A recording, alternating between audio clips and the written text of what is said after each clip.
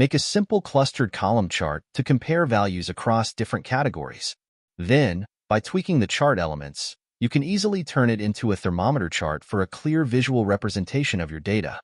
Set up some data, such as 120 and 100 in cells B1 and B2 respectively, and create a basic clustered column chart, charting the data in rows.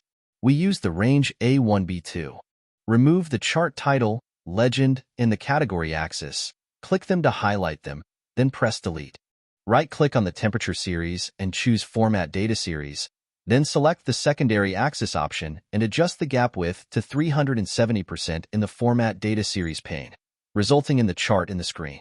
Go to the Fill and Line option, and under the Fill section choose Red for the temperature series. Now, click the Series Options drop-down and select the Case Series. Next, under the Fill and Line options, choose Solid Fill to White and Solid Line to Black. Again, go to the Series Options drop-down and select the Vertical Values Axis option from the menu. To adjust the axis options, click on the Axis Options icon. In the Bounds section, set the value to 0 in the minimum box and 120 in the maximum box. In the Unit section, input 10 in the major box and 5 in the minor box. Again, go to the Series Options drop-down and select the Secondary Vertical Values Axis option from the menu.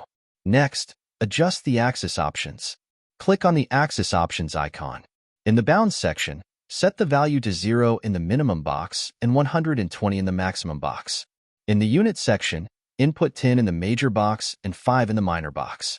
Finally, by reducing the width of the chart and adjusting the gap width property for the temperature series, you can come up with a thermometer chart that looks great and works well. Please experiment by inputting various numbers, ensuring they do not exceed 120, into the temperature cell to observe the appearance of your thermometer chart. Empower your data visualization skills with these Excel chart techniques. Don't forget to like, share, and subscribe for more insightful Excel tutorials. Happy charting! Thank you.